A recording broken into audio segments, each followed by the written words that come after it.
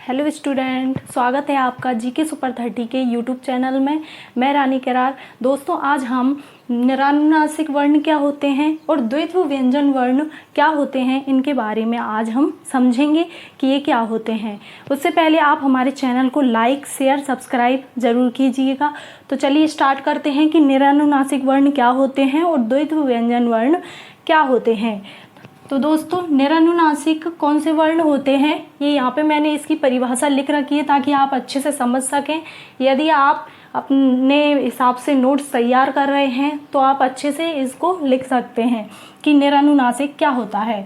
जिन ध्वनियों के उच्चारण में, यानी ऐसे वर्ण जिनके उच्चारण में केवल हमारा मुख मदद करता है। क्या मदद करता है? जिनके उच्चारण में केवल हमारा मुख मदद करता है, यानी मुख से ही ध्वनि निकलती है, वे वर्ण कौन से होते हैं?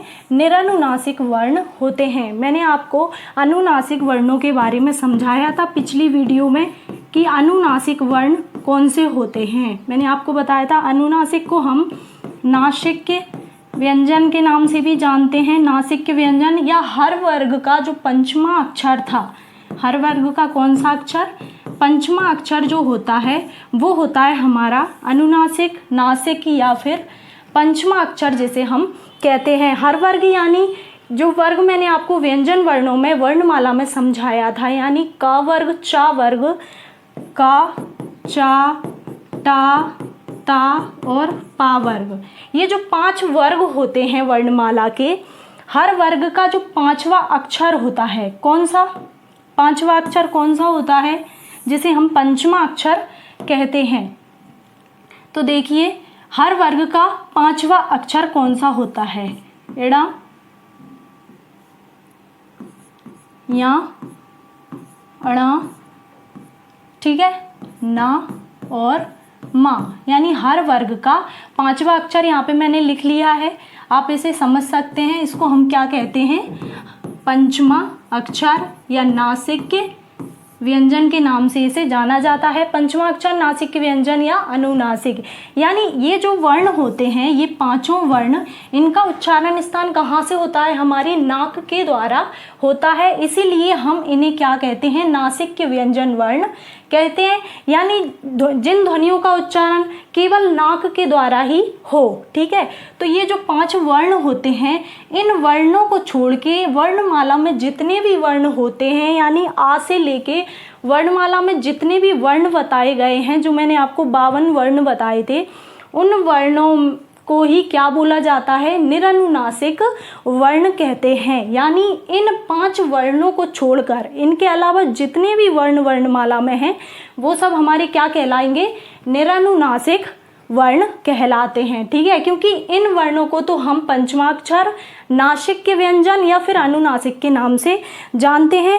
तो एक वर्ण और कौन सा होता है, जो कि मैंने आपको अंग बताया था। अंग को क्या बताया था मैंने? अनुस्वार बोला जाता है। इसके बारे में मैंने आपको पिछले वीडियो में पढ़ाया था कि ये जो हमारी बिंदी होती है, यानी इसको क्या बोला जाता है? अनुस्वार। तो इसका उच्चारण स्थान भी क्या होता है? इन्हीं की तरह होता है, यानी नाक से। इसका उच्चारण भी कहाँ से होता है? नाक के द्वारा होता है। यानी कहने का अर्थ है कि ये जो 5 वर्ण हैं और ये जो अंग यानी अनुस्वार है, इनको छोड़ के जितने भी वर्ण वर्णमाला में हैं, वो सभी होते हैं निरानुनासिक वर्ण। आया आपको समझ में? सारे वर्ण निरानुनासिक वर्ण होते हैं। तो चलिए आगे पढ़ते हैं। आगे हम पढ़ेंगे द्वित्व व्यंजन के बारे में। द्वित्व व्यंजन और निरानुनासिक से एग्जाम में कई प्रकार के क्वेश्चन आते हैं। आप जिस भी एग्जाम की तैयारी कर रहे हो, हिंदी बहुत इंपॉर्टेंट होती है, हर एग्जाम में आती है। अधिकतर हिंदी से रिलेटेड जितने भी क्वेश्चन बनते हैं, कभी कभी क्वेश्चन पूछा जाता है कि द्वित्व व्यंजन क्या होते हैं या निरानुनासिक वर्ण क्या होते हैं। तो उनके बारे में मैंने आपको बता दिया है, आप अच्छे से उन्हें समझ गए होंगे। अब देखिए, द्वित्व व्यंजन से यदि क्वेश्चन बनेगा तो आप किस प्रकार से इसे कर पाएंगे। द्वित्व व्यंजन वर्ण क्या होते हैं? यानी 2 एक समान वर्णों के योग से। 2 एक समान का अर्थ क्या है? यानी ऐसे वर्ण होंगे जिनमें केवल एक जैसे ही वर्ण हो, यानी एक समान, एक ही प्रकृति के वर्ण हो और 2 हो। कहने का अर्थ है 2 वर्ण हो, पहला और दूसरा। दो एक समान वर्णों के योग से यानी उनके संयोग से बने वर्ण को ही द्वित्व व्यंजन कहते हैं। तो आइए समझिए उदाहरण के द्वारा कि कौन से ऐसे वर्ण होते हैं जो एक ही प्रकृति के होंगे और एक साथ मिलकर किसी शब्द का निर्माण करेंगे। जैसे कि समझिए, कोई वर्ण है का, ठीक है, हलंत लगाया हुआ है तो इसका अर्थ है कि ये आधा है, और दूसरा वर्ण है का यानी ये पूरा वर्ण है। ये आधा है प्लस ये पूरा वर्ण है। तो ये जो दो वर्ण हैं ये किस प्रकृति के हैं? एक समान प्रकृति के। ये आधा है और ये पूरा वर्ण है, लेकिन हैं दोनों एक ही समान प्रकृति के। तो यहाँ पे जो मैंने आपको परिभाषा बताई थी द्वित्व व्यंजन की कि दो वर्ण होंगे, कहने का अर्थ है दो वर्ण होंगे लेकिन एक ही समान प्रकृति के वर्ण होंगे। तो ये दो वर्ण हैं, इनको मिलाकर क्या बनेगा? ये आधा है का प्लस का, इस प्रकार इनका स्वरूप क्या होगा? आधा का और पूरा का। तो इनसे रिलेटेड कौन कौन से शब्द एग्जाम में पूछे जाते हैं? जैसे कि शब्द है मक्का, इन दोनों से मिलकर क्या बना है हमारा?